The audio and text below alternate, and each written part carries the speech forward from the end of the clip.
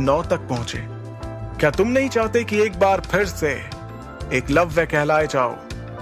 उस साय की इस तरह की बातों ने ध्रुव की धड़कनों को तेज कर दिया और अब ध्रुव ना चाहते हुए भी उस साय की बातों को सुनना चाहता था। तभी उस साय ने आगे कहा, चलो ध्रुव, मैं मानता हूं कि अंगूठी नहीं पहनने से भी तुम अपनी शक्तियों को वापस हासिल करने लगोगे, लेकिन तुम भी इस बात को अच्छे से समझते हो कि अब तुम्हारे पास ज्यादा वक्त नहीं है। ध्रुव से ये बात करते हुए अब वो साया फिर से उसके चारों तरफ घूम रहा था। उसने ध्रुव से आगे कहा, ध्रुव, तुम 15 साल के हो चुके हो, मतलब कि तुम्हारे पास अब से सिर्फ 1 साल का समय है और 1 साल में तुम्हारी शक्ति 7वें सितारे तक नहीं पहुंची तो नियम के मुताबिक तुम्हें शौर्य दल और मेसोडोरिया शहर से बाहर निकाल दिया जाएगा। ध्रुव उस साय की बातें सुनकर हैरान हो गया। उसने हैरानी के साथ पूछा, लेकिन तुम्हें इन सब के बारे में कैसे पता? मुझे ये कैसे पता, इसके बारे में सोचना छोड़ो और जो कह रहा हूं उस पर ध्यान दो। अब फिर से ध्रुव उस साय की बातों को ध्यान से सुनने लगा। उसने अपनी बातों को आगे बढ़ाते हुए कहा, और सबसे बड़ी बात, 3 साल बाद तुम्हें अपनी मंगेतर लारा का भी तो सामना करना है। लारा का नाम सुनते ही ध्रुव ने गुस्से में कहा, उसका तो नाम भी मेरे सामने मत लेना।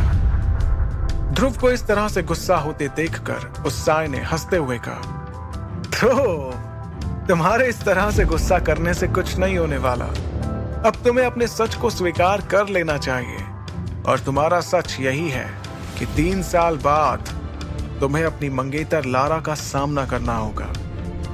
इस बार ध्रुव ने आगे जाकर उस साय से पूछा, तो क्या करूं मैं? तुम्हें वो करना चाहिए जो मैं कह रहा हूं। तुम इस अंगूठी को फिर से पहनकर मुझे अपनी जिंदगी में शामिल कर लो, फिर देखो किस तरह से मैं तुम्हारी जिंदगी बदल दूंगा। मैं तुम्हें इतना शक्तिशाली बना दूंगा कि तुम अपने सामने आने वाली हर मुसीबत का सामना हिम्मत से कर पाओगे। और हाँ, डरो मत, इस बार मैं तुम्हारी शक्तियों को नहीं लूंगा। ये बात तुम्हें बाद में समझ आ जाएगी कि अब तक ऐसा क्यों किया मैंने। धीरे धीरे तुम्हें इसका कारण समझ आ जाएगा, लेकिन अब तुम्हें डरने की जरूरत नहीं। ध्रुव को अपनी खोई हुई शक्तियों को वापस हासिल करने का इसके अलावा कोई और दूसरा रास्ता नजर नहीं आ रहा था। तब ध्रुव ने सपाट लहजे में कहा, ठीक है, मैं तैयार हूं। ध्रुव के इतना कहते ही वो सफेद रंग का साया हंसते हुए उसके पास से बहुत तेजी से निकला। वो उसके चारों तरफ इर्द गिर्द घूमने लगा, जिससे ध्रुव का संतुलन बिगड़ गया और वो एक बार फिर से जमीन पर जा गिरा। तब ध्रुव ने कहा, अरे ये क्या कर रहे हो? मेरे सारे कपड़े खराब कर दिए। जमीन से उठने के बाद ध्रुव ने उससे एक सवाल किया, वैसे तुमने अभी तक मुझे अपना नाम नहीं बताया। मेरा नाम विदुर है, लेकिन तुम मुझे सिर्फ गुरुदेव या फिर आचार्य कहना।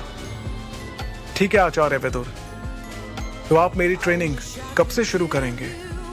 विदुर ने कहा, बहुत ही जल्द। तभी अचानक ध्रुव ने विदुर से पूछा, आचार्य, क्या आपको करिश्माई शरबत के बारे में कुछ पता है? विदुर ने तुरंत जवाब देते हुए कहा, मेरे हिसाब से वो दुनिया का सबसे वाहियात किस्म का शरबत है। मैं तुम्हारे लिए खास चीज बनाऊंगा, अमृत धारा। उससे तुम्हें बहुत मदद मिलने वाली है। ध्रुव ने हैरान होते हुए पूछा, क्या कहा? अमृत धारा? ये क्या है और इसके क्या फायदे हैं? ध्रुव के सवालों से परेशान होकर विदुर ने कहा, तुम सवाल बहुत पूछते हो। फिलहाल मैं तुम्हें कुछ जड़ी बूटियां लिख कर दे रहा हूं, इसका इंतजाम करो। जब अमृत धारा बन जाए तो तुम खुद ही देख लेना कि वो क्या चीज है। फिर तुम खुद ही बताना मुझे कि अमृत धारा बेहतर है या तुम्हारा वो करिश्माई शरबत। इतना कहते हुए विदुर ने ध्रुव के हाथों में जड़ी बूटियों के नाम लिखकर एक कागज थमा दिया। उस कागज को पढ़कर ध्रुव के होश उड़ गए। उसने हैरानी के साथ कहा, आचार्य, ये तो बहुत महंगी हैं।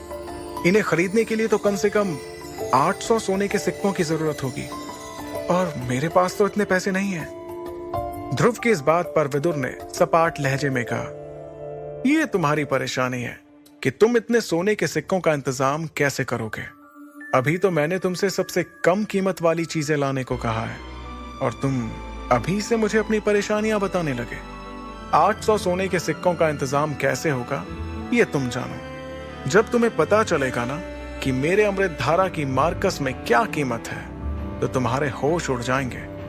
फिर तुम्हें समझ आएगा कि तुम्हारे हाथ कौन सा खजाना लगा है। ये बात चल ही रही थी कि ध्रुव को ऐसा लगा कि कोई उनकी ओर आ रहा है। इस आहट को सुनकर विदुर ने जल्दबाजी में कहा, मैं अंगूठी में वापस जा रहा हूं, तुम इस अंगूठी को पहन लेना, और हाँ, किसी को भी मेरे बारे में मत बताना, समझे? इतना कहते हुए विदुर ध्रुव की अंगूठी में जाकर